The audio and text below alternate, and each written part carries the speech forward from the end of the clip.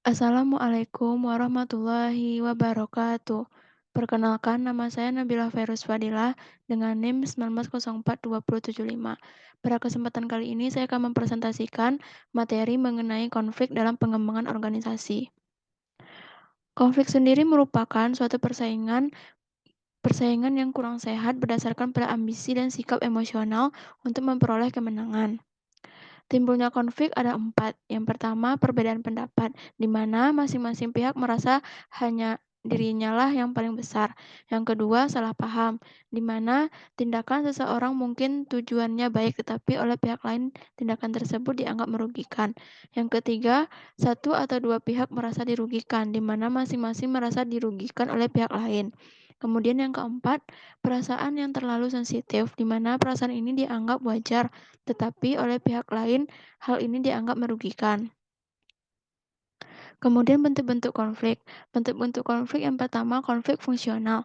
Konflik yang mendukung tinjauan organisasi. Konflik itu sendiri memiliki sifat konstruktif. Yang kedua konflik disfungsional, di mana konflik yang menghambat tercapainya tujuan organisasi dan sifatnya destruktif.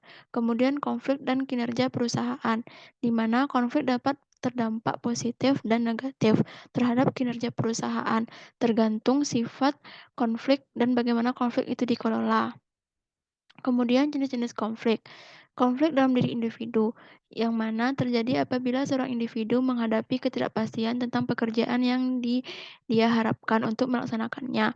Bila berbagai permintaan pekerjaan saling bertentangan atau bila individu diharapkan untuk melakukan lebih dari pada kemampuannya.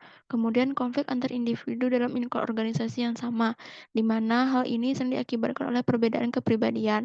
Kemudian yang ketiga, konflik antar individu dan kelompok yang berhubungan dengan cara individu menanggapi tekanan untuk berkeseragaman yang dipaksakan oleh kelompok mereka kerja mereka.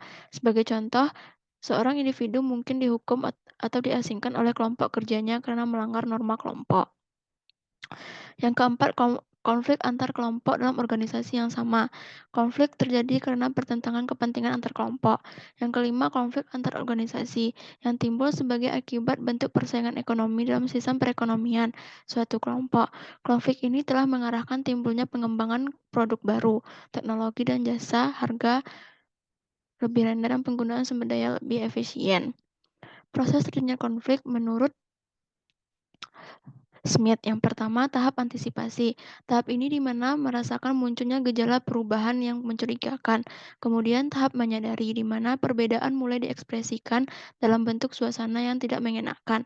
Yang keempat, tahap pembicaraan, di mana pendapat-pendapat berbeda mulai bermunculan. Kemudian yang keempat, tahap perdebatan terbuka, di mana perbedaan pendapat mulai ditunjukkan dengan nyata dan terbuka. Yang kelima, tahap konflik terbuka, di mana masing-masing pihak berusaha memaksakan kehendak mereka kepada pihak lain.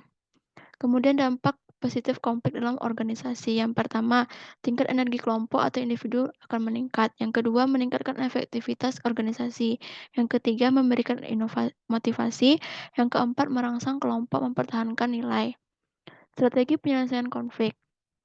Menurut T. Hana Handoko 1984, penyelesaian konflik dapat dilakukan oleh seorang pemimpin dengan cara yang pertama menggunakan kekuasaan, di mana melaksanakan pendapat dengan menyatakan siapa yang setuju dengan pimpinan dan yang tidak hendaknya mengundurkan diri.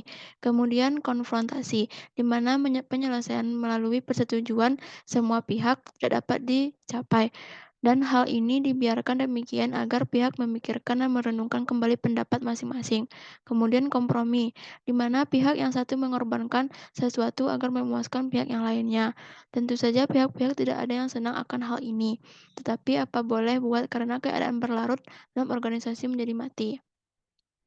Kemudian menghaluskan situasi.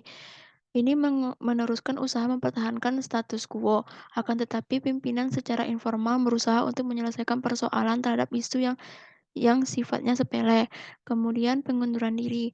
Dalam hal ini, pimpinan melarikan diri dari situasi yang timbul dan tak berusaha untuk menyelesaikannya sama sekali. Pimpinan menyerahkan kepada kekuatan yang ada untuk nantinya memperoleh keseimbangan kembali. Strategi penanggulangan konflik, yang pertama pemecahan persoalan, yang kedua melakukan musyawarah, yang ketiga subordinasi kepentingan dan tujuan, yang keempat mencari lawan yang sama, yang kelima peningkatan interaksi dan komunikasi, yang keenam latihan kepekaan, yang ketujuh koordinasi. Ini sumber yang saya gunakan. Baiklah, sekian dari saya. Assalamualaikum warahmatullahi wabarakatuh.